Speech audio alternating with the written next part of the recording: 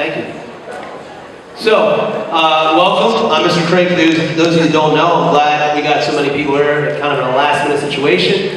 Don't clap for me. We're gonna have Mr. Tuck's been here multiple times, and I don't think anyone ever walks out of here not being impacted in some way. Some of you probably have heard him speak before. All of you have learned about the Holocaust. You've definitely heard about it. You've read Night in your English classes even. So there's a lot of exposure to the topic in today's society. The big thing that us as teachers want to talk about is how we can't forget, because we don't want to ever repeat this. We don't ever want to see this happen. And you have the opportunity now, very rarely do we get to see history firsthand.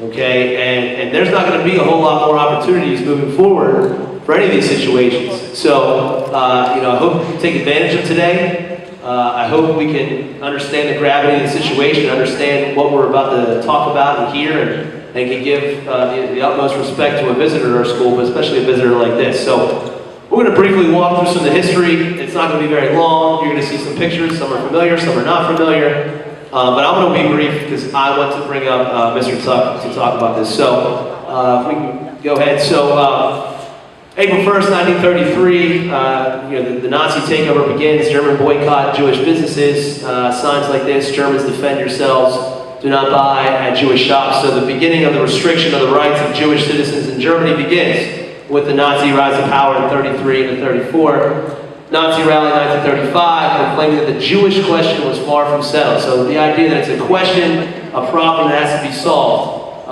is kind of the Nazi mentality towards this situation. Again, we see increasing restrictions. There's a young boy in March 1938 in Austria writing Judah on a storefront window after the Anschluss, after the annexation or the combining with Austria. Kristallnacht, most of you read about this, November 9th and 10th, 1938. Synagogues, businesses, homes burned, destroyed, thousands involved, thousands of dollars in damage and such. And then the deportation, the concentration camp beginnings are really taking effect. 1940, the Jewish footprints in Lodz, this is where Mr. Tuck was stationed. We were just talking about this.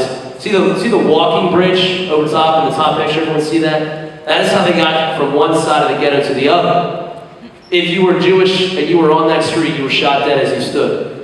So that they built that lane, that walking bridge, because they didn't want interaction between the other members of the army and the Nazi party on the street there. The famous Warsaw Ghetto, the wall being built to section off that part of the ghetto from the rest of the city. Jewish doctors visit the ghetto. A sick student, a sick young person here, until after a long time they'd be well again. Then I'd like to live and go back home. Unfortunately, for most of these people, going back home was not going to be an option. Slave laborers at the granite mine, Mauthausen. Mr. Tuck did spend some time in Mauthausen towards the end of the war. It's one of the last camps to be liberated, even well after the war ends.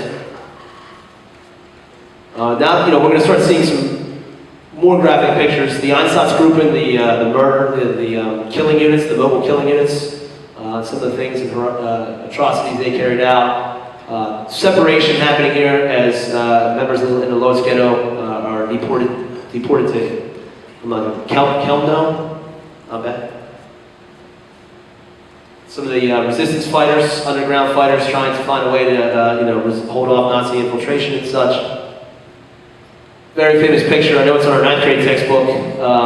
Jewish resistors rounded up after one of the biggest, I think if not the biggest, uprising of the Warsaw Ghetto.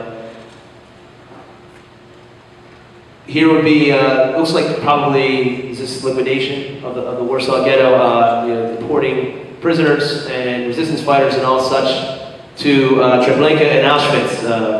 Mr. Tuck also spent most of his time in Auschwitz, which is the subject of a lot of discussions in the Holocaust, probably the most infamous of the camps because of the murder rate and the death rate there.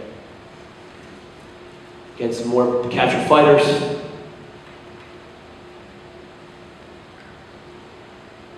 People that did resist. Famous, iconic image of the Holocaust. This was the gate into Auschwitz. Arbeit macht frei, which means work will make you free.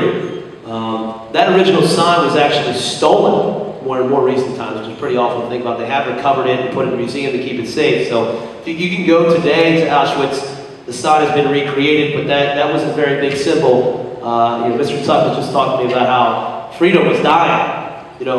Work makes you free because you're going to work till you die, and that was your freedom. Okay. That's Mr. Tuck's arm. That's a tattoo he received when he was entered Auschwitz as a way of keeping track of everybody. He still has it on him today. Again, the cattle cars, the packing in of people into these train cars, no food, no restroom, and literally stacked almost on top of one another, if not on top of one another. And again, just talking with Mr. Tuck, this is probably one of the most awful things he had to go through. There was a point, we were just talking that the Allies are bombing, and they're bombing the train tracks. They want to hurt the infrastructure of the Nazi war machine. And so they would be on a train going from camp to this camp, and they would get to a point where the train was blown, the tracks were blown up, and they had to return. They wouldn't get off the train to be redirected. So a trip he's talking about when he was being transported from, I believe, Auschwitz to Mauthausen should have taken 3 to 4 hours. It took 5.5 days. He did not get off the cattle car for 5.5 days. They didn't give him food. They didn't give him water. I don't want to give away too much of a story, but pretty horrific conditions to deal with. Just Nazi photographs of Treblinka and Auschwitz, the train that would take you in and out.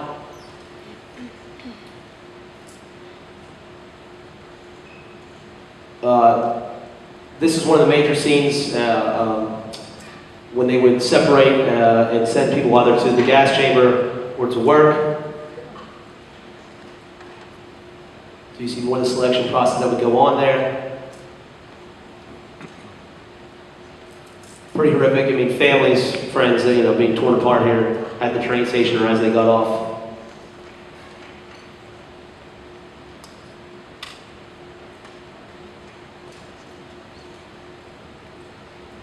One of the barren conditions in Mauthausen, again, one of the last camps to be liberated. A lot of malnourished people and sickly people. It looks like probably after liberation is when this picture was taken. But you can just have an imagination of what these people have just gone through for the last X amount of years, depending on how long they were there. Dachau is in Germany, in Munich. There's also Schindler. If you haven't been watching Schindler's List, I'm sure other social studies teachers have talked about that, the famous Schindler's List and the camps and the factory he ran. Just a sign here with the children, entrance to the camp and conversation prohibited under threat of being machine gunned. So, people weren't to walk up. Probably some of the most horrific pictures are the pictures of the crematoriums and what was left behind or what was going on in these places. Unfortunately, there's still, bones and bodies that were left. So we can give you more realistic understanding of what's going on. Some of the children that survived. You see sometimes Auschwitz, Birkenau. There were 2 camps that were pretty close. Birkenau was more the death camp. Auschwitz was a little bit more labor focused, but within a few miles of one another. So here's the children showing their tattoos that they all received.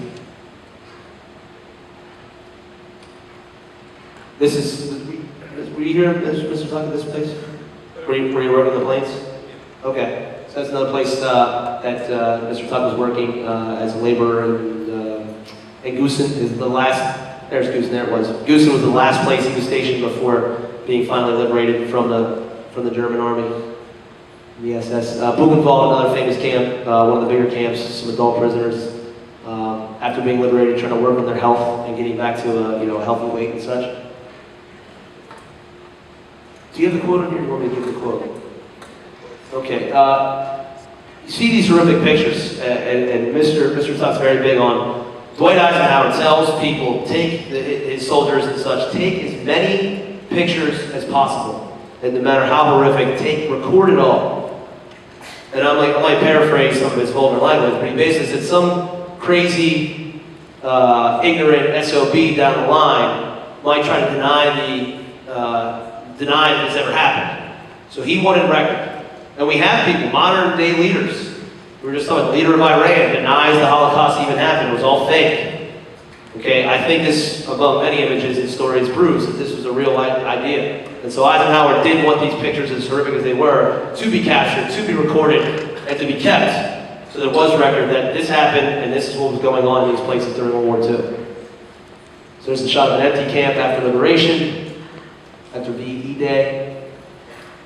Some of the SS guards, German Nazi guards that were arrested and taken somewhere. A lot of them were forced to dig graves and bury the bodies of those that had passed away and had not been cremated or such.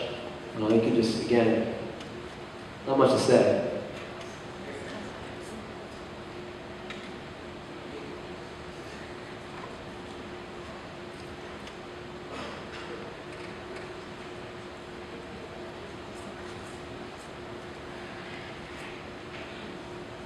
And then, taking them to task, the Nazi officers and leaders, for what they did. The Nuremberg trials, kind of